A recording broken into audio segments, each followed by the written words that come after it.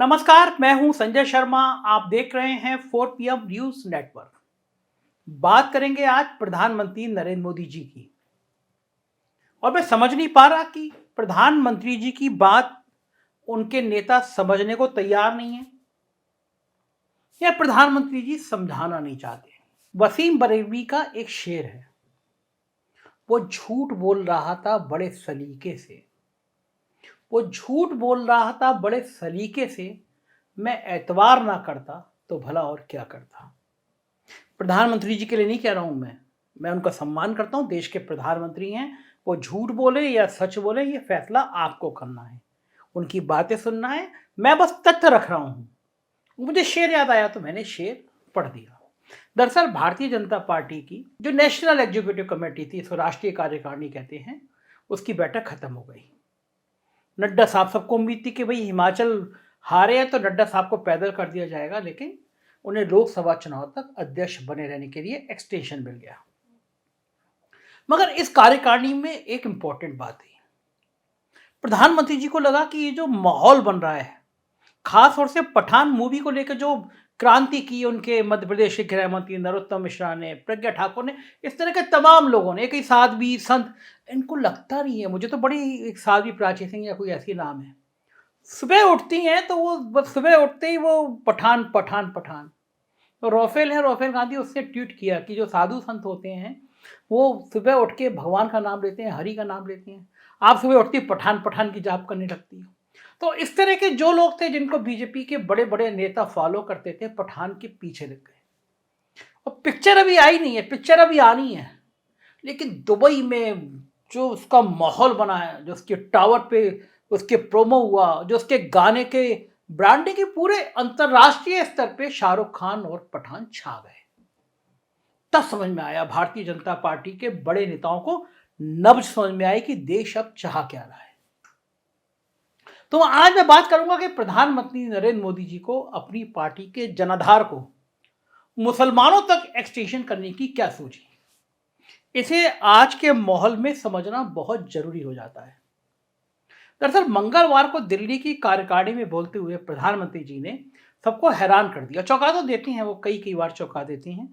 इस बार चौंकाया जब उन्होंने अपने कार्यकर्ताओं से मुसलमानों तक, खासकर पसमानदा यानी ओबीसी मुसलमान, पसमानदा मुसलमान जिसे कहते हैं, इनकी आबादी लगभग 80% है, उन तक पहुंचने और इसके लिए फिल्मों और सांप्रदायिक बयानों, जिसे मोदी जी ने अनावश्यक बयानबाजी का, उनसे बचने की नसीहत दे डाली। मगर सवाल ये उठता है कि ये हालात आखिर पैदा हुए तो हुए कैसे? क्यों मुसलमानों को जरूरत मोदी जी को पड़ने लगी? क्यों लगने लगा मुसलमान इंपॉर्टेंट है? आइए मैं आपको आज अलग अलग तरीकों से समझाने की कोशिश करता हूं। पहली बात, पिछले विधानसभा में उत्तर प्रदेश में भारतीय जनता पार्टी को विधानसभा चुनाव में जीत जरूर मिली, लेकिन उसकी 18% सीटें यानी 57 सीटें घट गई। समाजवादी पार्टी का गठबंधन वोट 37.4% तक पहुंच गया, जो बीजेपी के गठबंधन से केवल 5.5% कम था।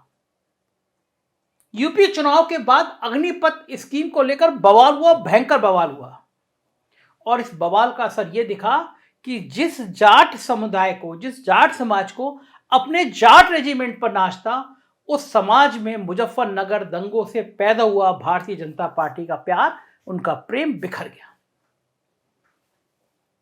खतौली के उपचुनाव में तो गुर्जर समाज भी विपक्ष के साथ खड़ा होकर भविष्य का टेलर दिखा गया कि अगर हम नाराज होंगे तो नतीजे होंगे क्या।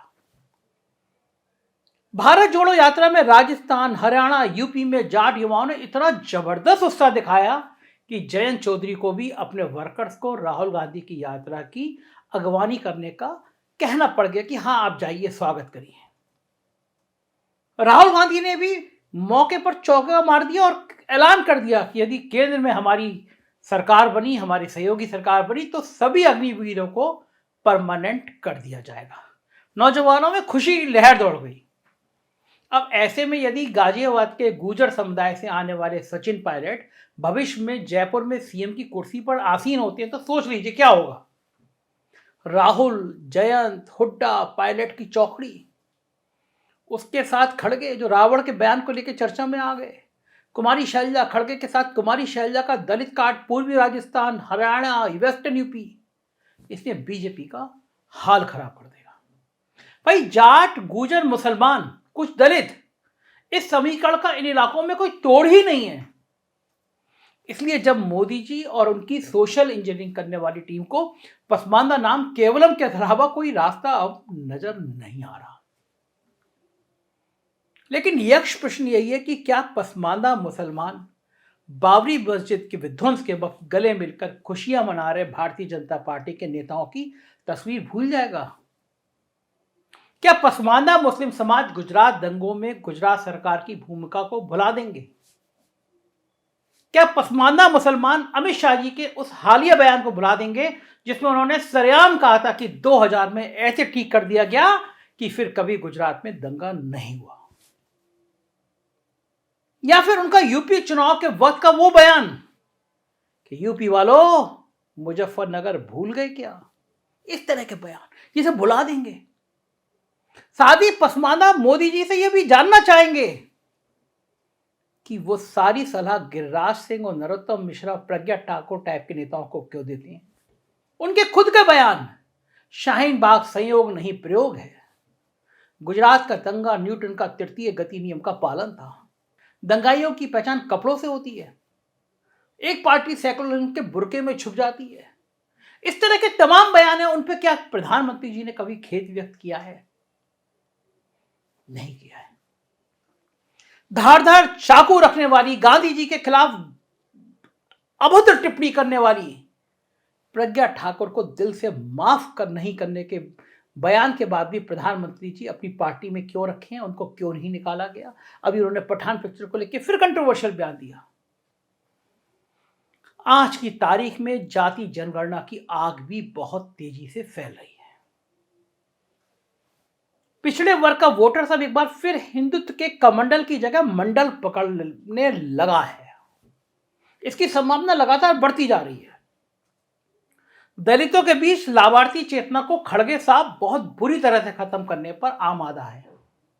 ऐसा लगता है कि वो चाय वाले मोदी जी और उनकी नागपुर वाली मंडली जो अब दलितों के घर फोटो खिंचवाने के लिए खाना खाने जाती है तो उनके खाने के लिए चमचमाते बर्तन, खाना बनाने वाला, बिस्लरी की बोतल का इंतजाम भी प्रशासन करता है। यानी घर सिर्फ दलित का होता है, बाकी चीजें बाहर से एक्सपोर्ट करके आती हैं। खड़गे साहब लगता है इस बार वो उनको अपनी चाय पिलाकर ही मानेंगे। तो अब ऐसे में घट रहे दलित वोटर की भरपाई कहां से होगी? आप सोचिए कहां से आएंगे दलित वोटर?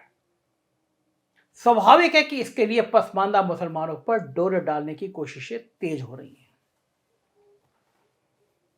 मोटे तौर पर कहें तो चुनाव ड्यूटी में ईवीएम की कमान संभालने का जिम्मा सरकारी कर्मचारियों के पास होता है और उनकी पुरानी पेंशन व्यवस्था का बीजेपी पानी पी पी कर विरोध कर रही है। उनकी पेंशन अटल जी ने खत्म की थी, ये बात याद है उनको। और अब जिस राज्य में विपक्ष की सरकार बन रही है वो सरकार आते ही, खासतौर से कांग्रेस की सरकार आते ही, पुरानी पेंशन व्यवस्था बहाल करके मोदी जी की परेशानी बढ़ा रही है। मैसेज दे रही है कर्मचारियों को कि अगर विपक्ष की सरकार आएगी तो पुरानी पेंशन शुरू हो जाएगी। साथ ही जहां भारतीय जनता पार्टी की सरकार है या केंद्र के कर्मचारी सब एंटी बीजेपी होते जा रहे, माहौल बन रहा है। ऐसे में उनकी भरपाई की कोशिशें भी पसमानदा मुस्लिम वोट से मोदी जी करना चाहते हैं। किसानों की एमएसपी गारंटी की मांग को दरकिनार करती हुई आई मोदी सरकार अब किसान वोट की भरपाई भी पसमानदा समाज से करना चाहती है। महंगाई के मुद्दे को भी मुस्लिम सपोर्ट से दबाने की कोशिश हो रही है। लेकिन यक्ष प्रश्न यही है कि क्या पठान फिल्म को लेकर शाहरुख खान पर जो निशाना साधा गया उसका क्या होगा? क्या मोदी जी के कैश भर देने से घाव भर जाएंगे? नुपुर शर्मा के जहरीले बयानों के बाद उन्हें जेल क्यों नहीं भेजा गया? ये सब गंभीर सवाल, गंभीर से गंभीर सवाल पसमानदा मुसलमानों के सामने है। और सबसे बड़ा सवाल यह है कि जिस जाति जनगणना का भारतीय जनता पार्टी विरोध कर रही है वही जाति जनगणना पसमानदा मुसलमानों की भी सबसे बड़ी मांग है। इसलिए मोदी जी के ऊपर से पॉलिश की कोशिशों का बहुत ज्यादा नतीजा निकलता हुआ दिख नहीं रहा है। किसान, नौजवान, मुसलमान ये तीनों कहीं ना कहीं सरकार की आर्थिक नीतियों, सामाजिक विद्वेष के वातावरण से बहुत आहत है। फर्क सिर्फ इतना है कि किसानों और नौजवानों की दिमागी मॉब लिंचिंग हो रही है तो मुसलमानों की शारीरिक मॉब लिंचिंग। ऐसे में मोदी जी का असर क्यों नहीं हो रहा ये आप समझ सकते हैं। तब लगता है कि जब देश का वातावरण ऐसा बन गया, जब विदेशों में यह मैसेज आने लगा कि देश की स्थिति ठीक नहीं है। मैं गया था अभी पिछले दिनों, बंगलौर जा रहा था, फ्लाइट पे एक नौजवान इंजीनियर एक मल्टीनेशनल कंपनी में काम करता है, दुनिया की पहली 10 कंपनियों में से एक है, नौजवान था। मैं बात करने लगा, आजकल मैं बातें करता रहता हूं, इसे लोगों का फीडबैक लगता है। वो नौजवान इंजीनियर मुझसे बोला कि मैं दिल्ली इंजीनियरिंग से पास हूं, बड़ा खराब लगता है कि दुनिया में मेरे दोस्त मुझे फोन करते हैं और कहते हैं कि तुम्हारे देश में धर्म को लेकर इतनी आग क्यों लगी हुई है। विदेशों में रहने वाले एनआरआई को लगता है कि भारत को हो क्या रहा है। वो सवाल कर रहे हैं कि देश में ऐसा क्या हो रहा है कि रोज 500 लोग भारत को छोड़कर चले जा रहे हैं और खासतौर से उसमें करोड़पति लोग ज्यादा हैं। वो सवाल करते हैं कि देश का मीडिया, अंबानी के चैनल दिन भर हिंदू मुसलमान क्यों कर रहे हैं, कौन है इनके पीछे। और एक बार घर में आप आग लगा के पानी की जगह पेट्रोल छिड़कते हैं, फिर कहते हैं आग क्यों लग गई। इस आग का कारण आप नहीं ढूंढेंगे, वोट बैंक का कारण नहीं ढूंढेंगे, सिर्फ वोट बैंक बनाना है। तो मोदी जी ऐसे तो नहीं होगा। अगर आपको दिल से लगता है कि आपके नेता बयान दे रहे हैं, आपको लगता है कि दीपिका पादुकोण की बिकनी में अपना सारा समाज को फोकस कर रहे हैं, आपको लगता है कि दीपिका की बिकनी के रंग में भारतीय जनता पार्टी के नेता उलझ गए हैं, तो आपको एक बार ये करना पड़ेगा कि आपको गिरिराज को, आपको नरोत्तम को, आपको प्रज्ञा ठाकुर को, इस तरह जहरीले जवान बोलने वालों को बाहर का रास्ता दिखाना पड़ेगा, पार्टी से निकालना पड़ेगा। अगर आप दिल से, आपको लगता है कि आप दिल से दुखी हैं, वरना तो ये बातें हैं, इन बातों का क्या। ऐसी बातों की सच्चाई बताता रहेगा 4PM, देखते रहिए। यही वो चैनल है जो ईमानदारी से आपकी अपनी बात कहेगा। उत्तर प्रदेश की खबरें देखना हो तो हमारा दूसरा चैनल 4PM यूपी, बिहार की देखना हो तो 4PM बिहार, और गुजरात की देखना हो तो 4PM गुजरात जरूर देखिएगा। शुक्रिया, थैंक यू।